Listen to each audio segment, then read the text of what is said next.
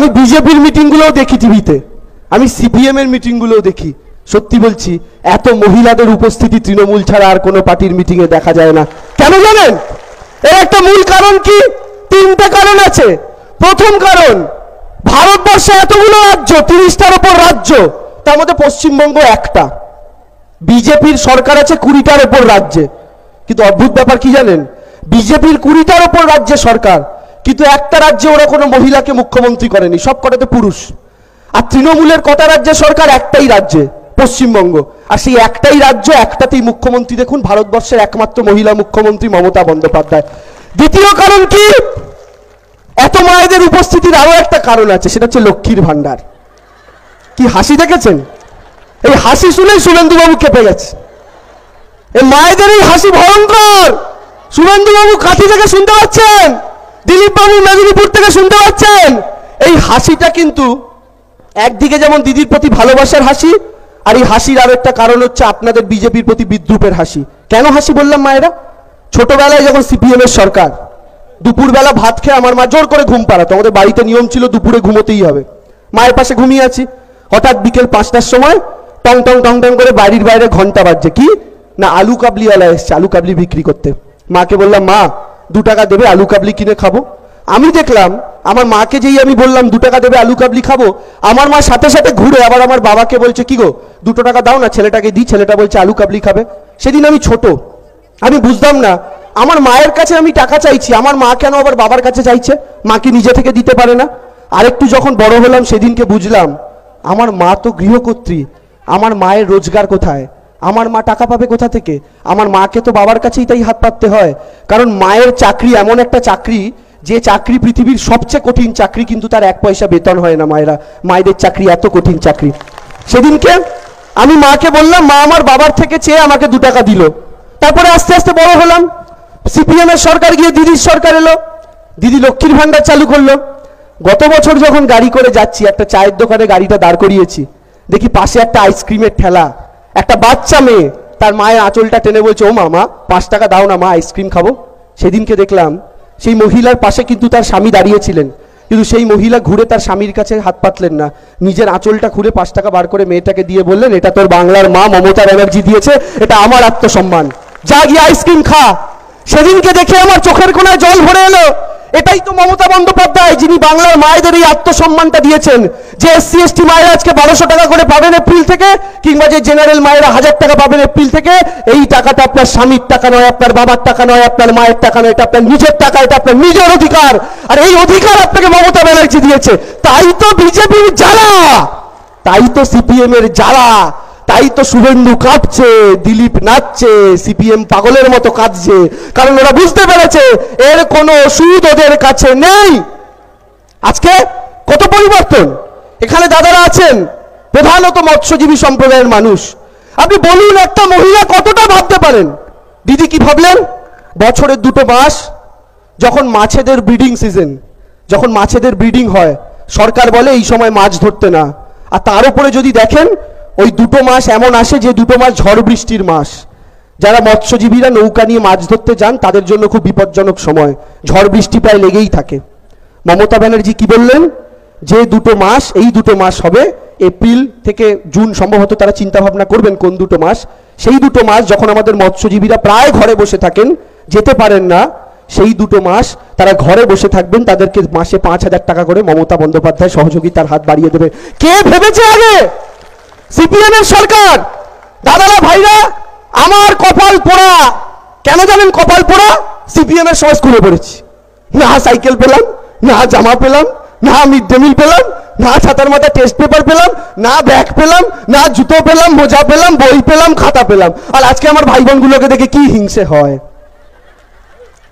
ওদের দেখি, আমাকে একদিন সিপিএম এর নেতা আমার বাড়িতে ভোট চাইতে এসছে। আমার মা বলছে, তুমি জানো আমার ছেলেকে স্কুল ড্রেস কে কিনে দিয়েছে? সিপিএম এর নেতাটা বলছে, কে? বলছে আমি।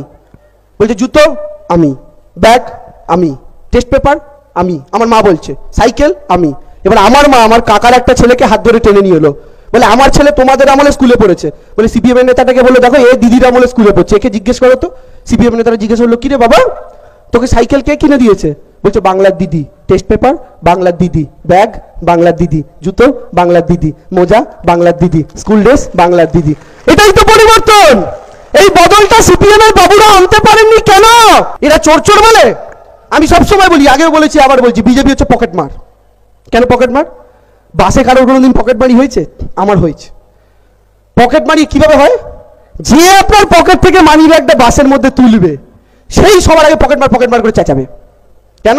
লোকে যেন তাকে সন্দেহ না করে। কারণ আপনি ভাববেন এ বাবা এই লোকটাই পকেট মার করে চেঁচাচ্ছে, আর যাই হোক এ অন্তত পকেট মার নয়। ততক্ষণে নিজে বেটা পালিয়ে যাবে আপনার মানি ব্যাগটা নিয়ে। বিজেপি সবচেয়ে বেশি চেঁচাচ্ছে না চোর চোর চোর করে? এই বাসের পকেট মারের মতো এই কিন্তু আসল চোর।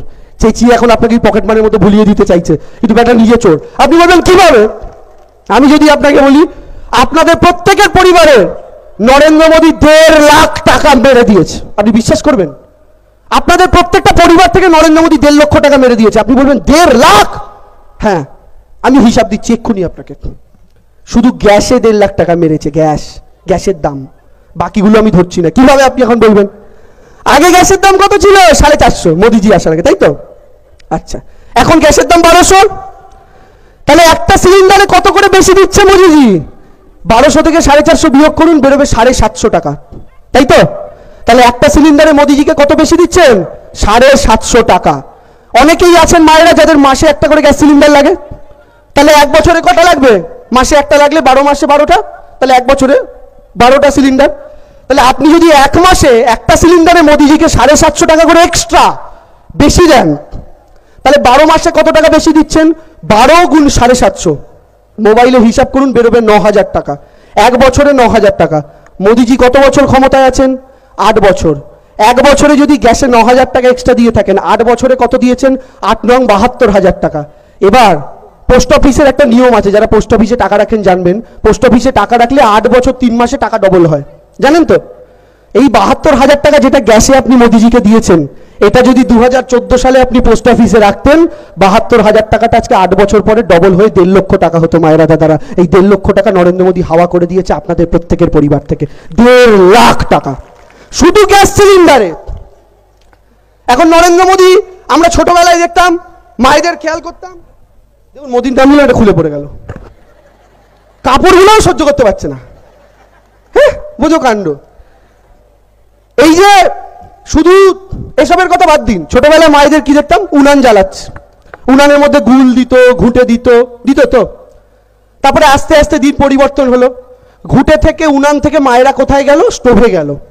জনতা স্টোভ হতো, মনে আছে? কেরোসিন তেল ঢালতে হতো, আগুন জ্বালিয়ে ফেলে দিতেন, আস্তে আস্তে জ্বলতো। সেই স্টোভ থেকে আস্তে আস্তে আপনারা কিসে গেলেন? গ্যাসে গেলেন।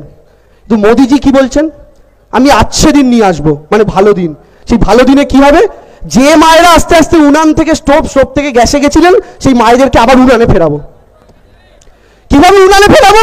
সোজা অঙ্ক, গ্যাসের দাম এত বাড়িয়ে দাও যেন গ্যাস কিনতেই না পারে। এবার আপনি গ্যাস কিনতে পারবেন না, এত বেশি দাম, তখন আপনি কি ভাববেন? তাহলে আবার জনতা স্টোভে ফিরে যাই, আবার স্টোভ জ্বালাই, স্টোভ জ্বালিয়ে রান্না করি। কিন্তু স্টোভ জ্বালাতে কি লাগে মায়েরা? কেরোসিন তেল।